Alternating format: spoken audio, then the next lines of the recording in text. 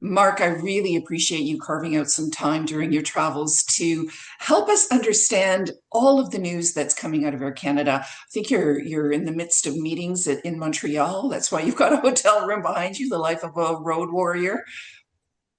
That's right. And good morning, Nina, or good day. It's great to be with you. Thank you so much. Thank you.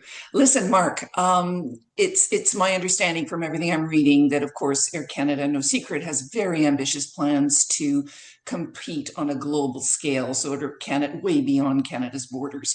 In order to do that, you have to offer a consistent product across the fleet.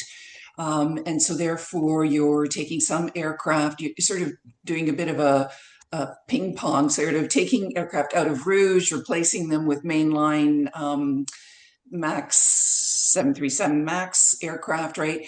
And then you're going to refurbish those. So tell us a little bit about how this is going to operate in terms of the fleet. And then, of course, you're looking at the interiors at the same time. So give us an update.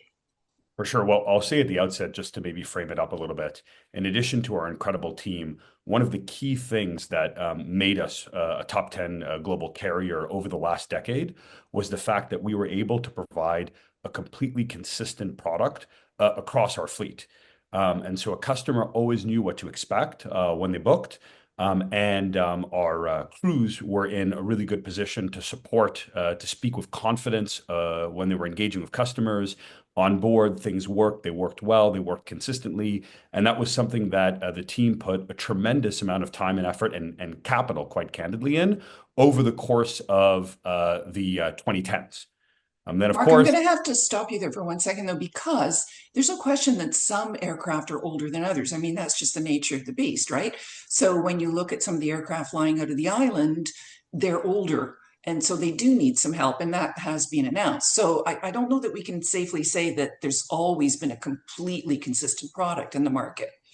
sure, I'd say based on at least the aircraft type and the operator. So, at Jazz for this kind of aircraft, at mainline for, let's say, a wide body, at mainline for a narrow body, at Rouge, the products across those sets of aircraft, across those brands were Okay. consistent.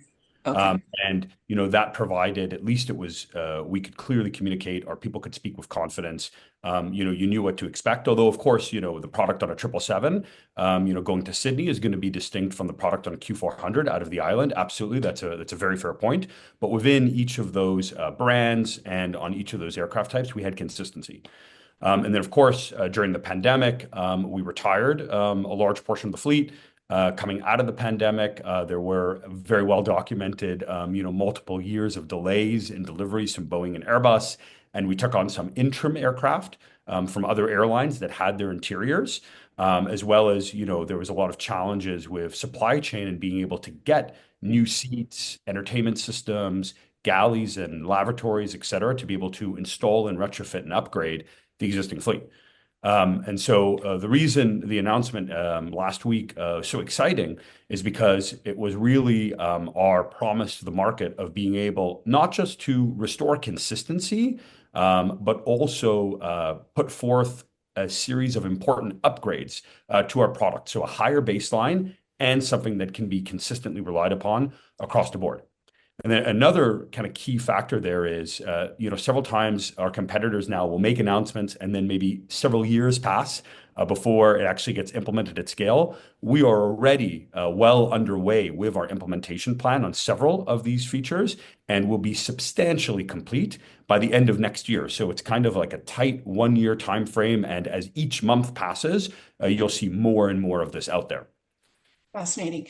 So as you retrofit the aircraft, you are therefore doing some changes in the cabins in order to upgrade them, correct? So, but I want to just qualify here in terms of the interiors, we're not yet looking at the signature suite style that is yet to be unveiled, right? Because I think everybody's sort of waiting with bated breath of it to see that. And that's going to come out on the XLR aircraft, correct? Yeah, that's right. So this is really talking about our North American product, although of course we do have some of the international aircraft fly in transcontinental routes and key routes in North America. But this was about our North American product. And we made really three significant announcements.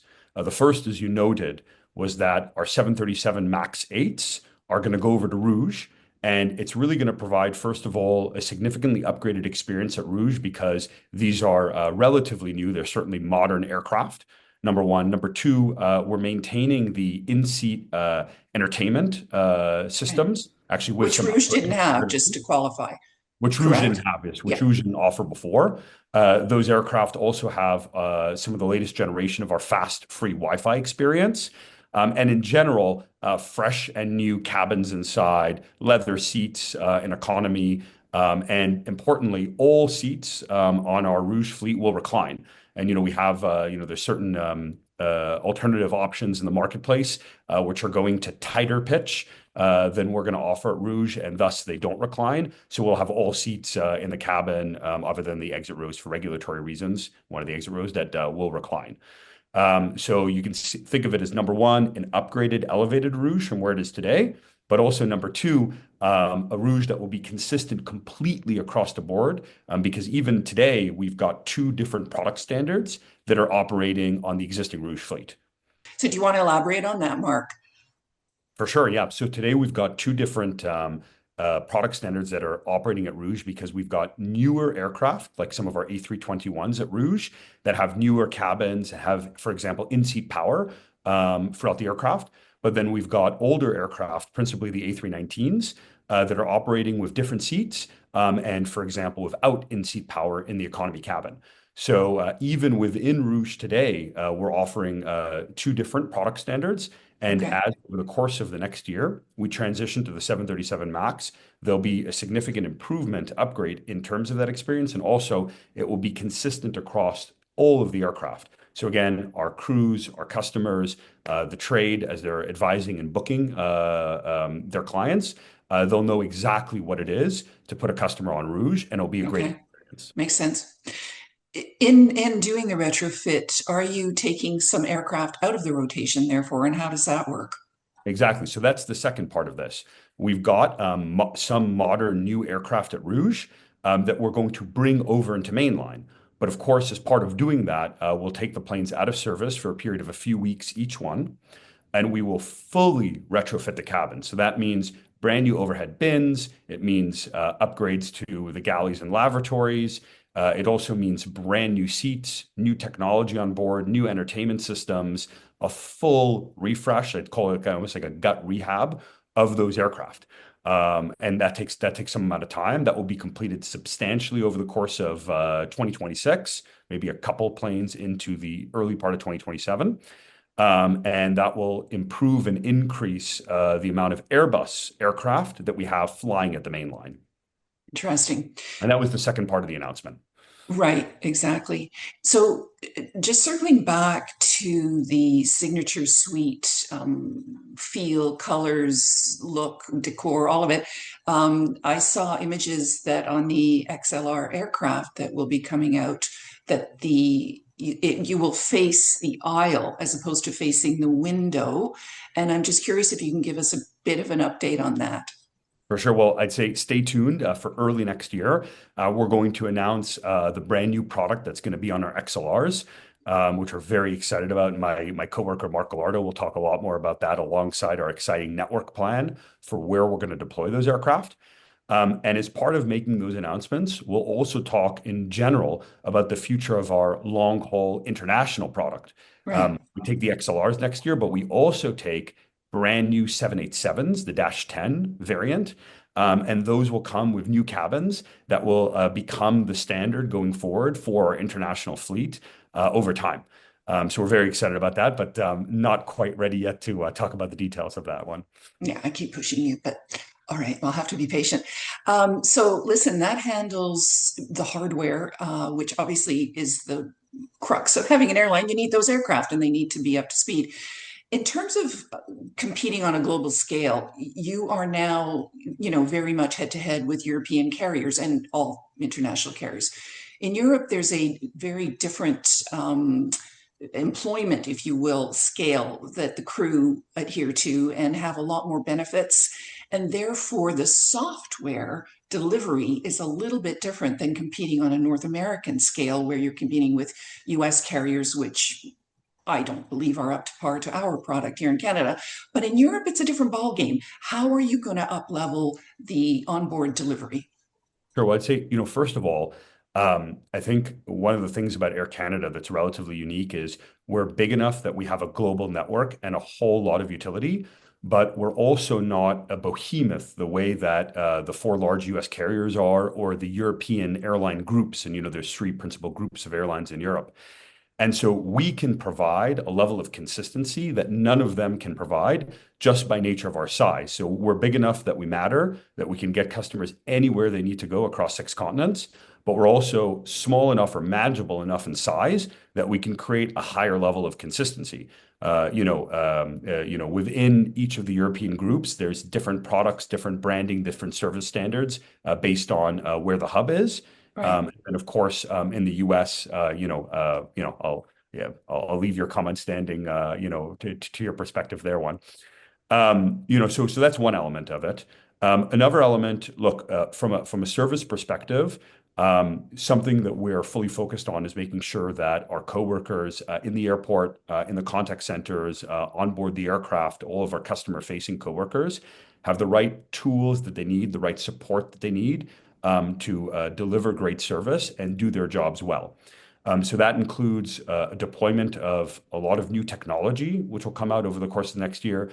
It includes additional service training. And very importantly, we're going through now and we're changing and simplifying many of our policies to give a whole lot more latitude and empowerment to our Ah, people that are directly in front of our customers because we trust in their good judgment and we trust in their love of our brand to be able to make the right calls and deliver great service. So I tell you, there's a plan, a very concerted effort to also be able to improve not just the consistency, but also the flexibility that our people have to do what they do best. so there's a plan in place. When do you expect delivery of that? Because that's very interesting. It's already started, It and started. there'll be a lot more happening over the course of the next year. And we'll make announcements even in the next 2 months about specific measures we're taking. So I look forward to hopefully getting the chance to come back on the pink couch, as it were, the virtual pink couch, and discuss it with you. But it is a really important part of our plan. Look, I Yeah. would say also, and this is very, very important to note, we're not perfect, and we fully recognize that. But we have been on a journey for several years now, and our customer satisfaction scores keep improving. In fact, we just had a month that was one of the highest we've ever had in history. And year over year, they've improved. Certainly, year over 2 and 3 years, they have. So what I'd say is our customers are telling us very clearly that they are noticing improvements and positive differences from the service that they're the soft side, as you said, as well as now increasingly from the hard spec. But that being said, we are still on a journey. We're still mid-innings, and there's still improvement. So we'll find examples today that we're not particularly proud of, that we want to do better on. But we'll also find several examples where customers are getting incredible service, where they're super happy. And that's demonstrated in the growth of Aeroplan. That's demonstrated in customer satisfaction scores. It's demonstrated in the success of new routes that we launch. And speaking of new routes, your press release this morning talks about being the second largest transatlantic carrier in North America in terms of destinations, which is, a big claim to fame. I would imagine that United would be the largest, your codeshare partner. Now, on that front, there's a lot of competition gearing up, especially out of Pearson. A lot of transatlantic flights coming on board, a lot of capacity being thrown at the market. And so, would that be one of the reasons why that statement was made, that second largest, in order to entrench sort of Air Canada's positioning in North America? I think, look, especially over the course of the last 15 years, as we've embarked on an international growth strategy, we're very proud of the results of that. And we're very grateful, of course, to the trade community, to our customers, to our clients for the tremendous support that they've given to make those routes possible. And it's really a question of the trade community, not just in Canada, but also in the US, in Europe, and Asia, Yeah. that have all been supportive alongside our other partners. we're very proud of what we've built, and we're very proud of what our people have contributed to. And so you could take, the headline of the press release this morning as just an indication of that pride. The fact that in a country of 40 million people, not a particularly large country, Yeah. by population Yeah. standard, we're able to offer one of the world's most comprehensive global networks. I think that's something that every Canadian can and should be proud of, even if they are not Air Canada customers directly. And as we grow our network, it opens up new market opportunities. It invites more competition, as you've seen, particularly from the last 3 years in Canada, and that's good for everyone.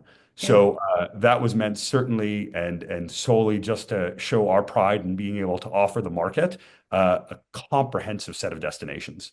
No, it's huge. And it's huge in positioning the hubs, Toronto, Montreal, connecting hubs, North American, global connecting hubs. So it helps everyone in the end to grow the industry from and through Canada. Tell me, are you seeing the results of that positioning? I'm just really curious about booking sales, point of sale, Europe, US. Are you seeing that come to fruition? We see a healthy business right now with very good demand. And as Mark Gallardo, my counterpart who runs our commercial team, spoke about as recently as our earnings call a couple of weeks ago, Yeah. we've also seen the season extend. If you think about Europe now, it's no longer a June to early September kind of market. Europe's strong all the way into November and even beyond, and it begins earlier. And that's, there's been population shifts, especially retirements by the baby boomers after the pandemic. There's a greater desire now to see new places, and hence one of the reasons our network is extending to all these exciting destinations. So we see real strength in the business and in demand for air travel, and we're privileged to oblige. Thank you so much for this update. That was a lot of information, Mark, for us to digest. So thank you for that. Thank you. Thank you so much, Nina.